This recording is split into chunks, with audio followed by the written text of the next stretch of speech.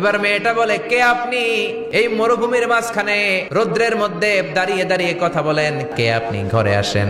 সৈয়দনা ইব্রাহিম বলে, না, আমার পরিচয় দিব না, ঘরেও আসবো না। মেয়েটা বলে, আপনি যদি ঘরে না আসেন আমি কিন্তু রাগ করব।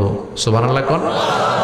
জোর করে ঘরে নিলেন, শরবত খাওয়ালেন, খেজুর খাওয়ালেন, রুটি খাওয়ালেন, মাংস খাওয়ালেন। সৈয়দনা ইব্রাহিমও চোখের পানি ছেড়ে দোয়া করলেন, ও মিয়া, এটাও মাইয়া, আগেরটাও। আহা, বেশ কম আসরা নাই।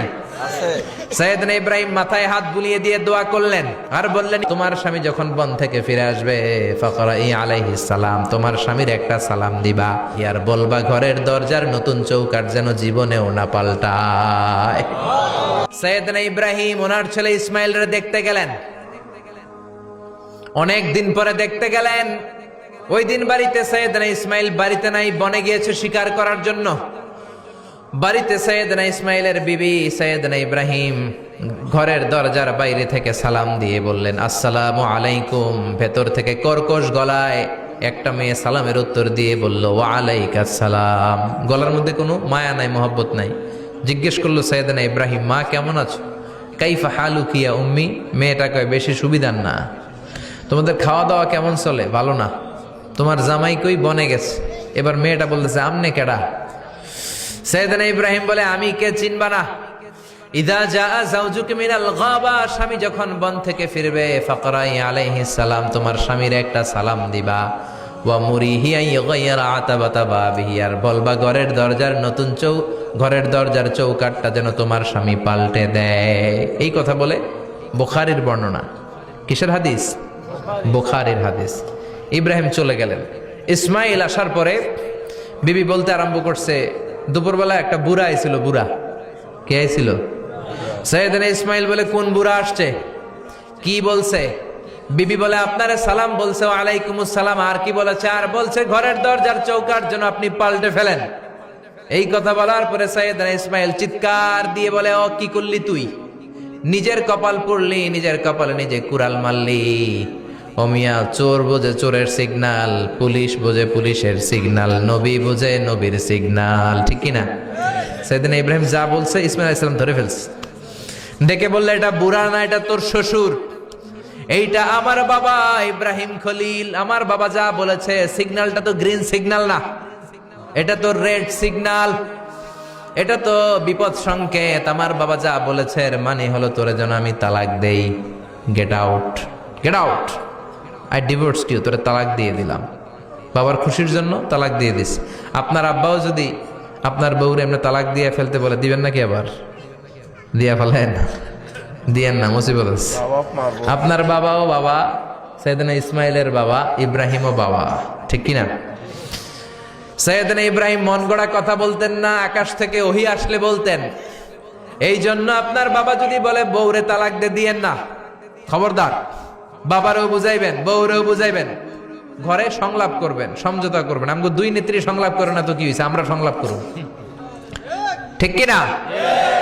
ঘরে ঘরে আমরা সংলাপ শুরু করব, মিলাই দিবেন, হ্যাঁ, বুঝাই দিবেন, বাবারও বুঝাবেন, বউরেও বুঝাবেন। তালাক দেওয়ার ইসলামী যে সিস্টেম, এটাকেও মেনটেন করলে পৃথিবীতে কোনো তালাকই থাকবে না। ডিভোর্স রেট একেবারে কমে যাবে। এখন ঘরে ঘরে তালাক, ঠিক কিনা? তালাক দেওয়ার সিস্টেম হচ্ছে পঞ্চম স্টেপে যে তালাক, পঞ্চম ধাপে। প্রথম ধাপ হচ্ছে ফাইদুহুন্না, বউর সাথে ঝগড়া হইলে ফাইদুহুন্না, বউরে কক্সবাজার বেড়াইতে নিয়ে যাও, বসুন্ধরায় শপিং করে দিবা, নানিরে লইয়া ঘুরতে যাবেন, যমুনা ফিউচার পার্কে নানিরে বেনারসি শাড়ি কিনা দিবেন, কসমেটিক্সের বক্স কিনা দিবেন। এই জন্য বললো ফাইদুহুন্না, বেপরদায় চললে ওয়াজ করবেন, নসিহত করবেন। এই জন্য বউয়ের সাথে যদি ঝগড়া হয় তালাক না, ইসলাম প্রথমে বলছে ফাইদুহুন্না, ওয়াজ করেন, বুঝান, ঘুরতে নিয়ে যান, শাড়ি কিনে দেন। এতেও যদি লাভ না হয়, ওয়াহজুরুহুন্না ফিল মাদাজি, বিছানা আলাদা করেন, বউ থাকবে এক ঘরে, আপনি থাকবেন আরেক ঘরে। হয়তো এই বিচ্ছেদের কারণে ভুল বোঝাবুঝি ভেঙে যাবে, স্ত্রী ফিরে আসবে, ঠিক কিনা? এতেও কাজ হয় না। তারপরে আল্লাহ বললেন ওয়াদ্রিবুহুন্না, এবার একটু শাসন করেন। ঘুরতে নিলেন, কাজ হয় না, শাড়ি কিনা দিলেন, কাজ হয় না, রোম আলাদা করলেন, এরপরও কাজ হয় না, এরপর ওয়াদ্রিবুহুন্না, শাসন করেন। অনেকে এটার অর্থ করে বউরে পিটাও না, পিটানো না। বিশ্বনবী কোনোদিন বউয়ের গায়ে হাত দেয় নাই, ঠিক কিনা? এই অদ্রিবুহুন্নার শাব্দিক অর্থ হলো পিটাও, কিন্তু পারিভাষিক অর্থ হলো স্ত্রীকে একটু শাসন করো। মুফাসসিররা এই আয়াতের তাফসীর করতে যে হয়রান হয়ে গেছে। অনেকে বলছে ছোট্ট কাঠি দিয়ে পিটাও, আর বলে এই কথা শোনো না কেন, দুইটা বাচ্চা হয়ে গেছে, 3টা সন্তান হয়েছে, এখন সংসার ভাঙতে চাও কেন? অনেক মুফাসসির বলে মেসওয়াক দিয়ে বাড়ি মারো আস্তে আস্তে। অনেক মুফাসসির কয় কোল বালিশ দিয়ে পিটাও যাতে হাত পা না ভাঙে। ঠিক কি না? ওয়াদরিবুহুন্না, শাসন করো, শাসনও যখন কাজ হয় না, তারপরে আল্লাহ বললেন ফাবাআসু হাকামাম মিন আহলিহি হাকামাম মিন আহলিহা, উভয় পক্ষের মুরব্বীরা বসবে, মিলায় দেওয়ার চেষ্টা করবে, এতও কাজ হয় না। 4টা স্টেপ শেষ, 5ম স্টেপে তালাক। তাও রাগের ছোট যে আমরা বলে দিই 3 তালাক 22 তালাক, এভাবে না। তালাক 2 ধরনের, তালাক সুন্নি, তালাক আল বেদঈ। একটা সুন্নতি তালাক আর একটা বেদাতি তালাক। বেদাতি তালাক দেয়া যাবে না, সুন্নতি তালাক দিবেন। মানে প্রতি মাসে একটা, আপনার বউয়ের যখন মাসিক হয় না, যখন পিরিয়ড হয় না, আপনার বউ যখন সুস্থ আছে, ক্লিন আছে, তখন এক তালাক। 1 মাসের মধ্যে ফিরে আনার সুযোগ আছে না নাই? 1 মাস পরে দিবেন দ্বিতীয় তালাক, 2য় মাসেও ফিরে আনার সুযোগ আছে না নাই? ঘরে রাখবেন, হয়তো বিবিরে দেখে আপনার মনে ভালোবাসা জমবে, বিবির মন নরম হয়ে যাবে, বিবিকে ফিরে আনা যাবে।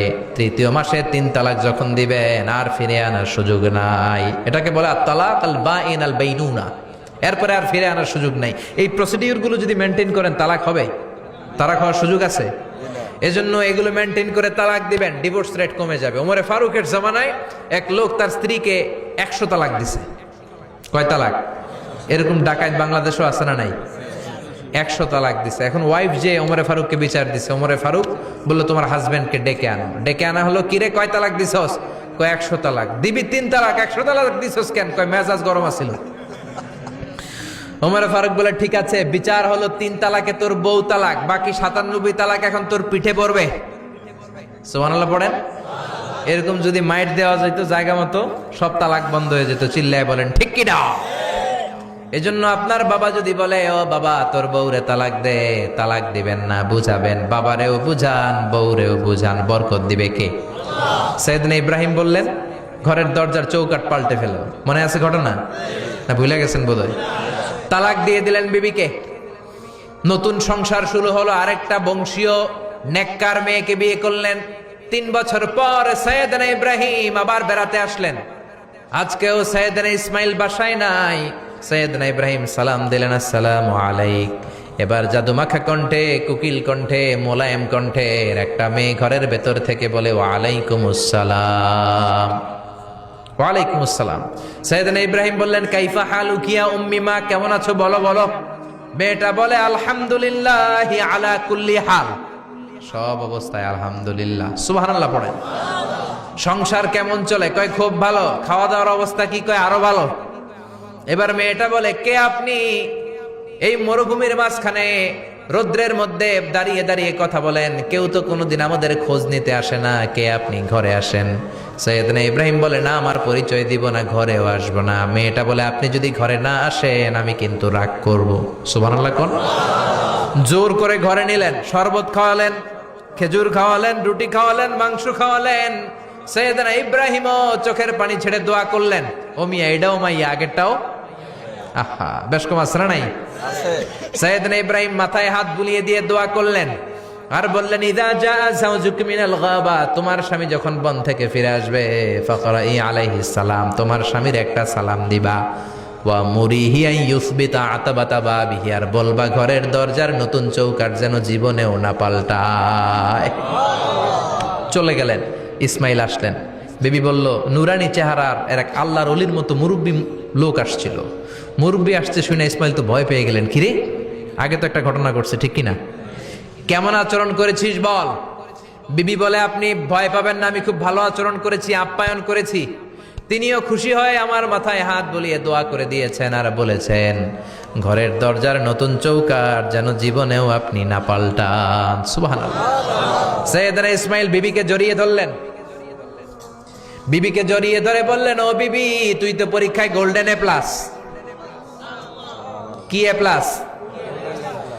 যেই মুরব্বী লোকটা এসেছিল সাধারণ কোনো মানুষ নয়, তোমার শ্বশুর আমার বাবা ইব্রাহিম খালিল। আমার বাবা যেই কথা বলে গিয়েছেন, যে ইঙ্গিত দিয়েছেন, এটা তো গ্রিন সিগন্যাল। আমার বাবা বলেছেন তোমার যেন কোনোদিন তালাক না দেই, তোমার যেন ছেড়ে না দেই। এই যে তোমার হাতটা দুনিয়ার বুকে ধরলাম, জান্নাতে যেন তোমার হাত ধরে এই দুজনে জান্নাতে ঢুকে যায়। এজন্য বাবা মায়ের দোয়ার দরকার আছে না নাই? মায়ের দোয়ার চেয়ে বড় দোয়া আছে নাকি? জোরে বলেন।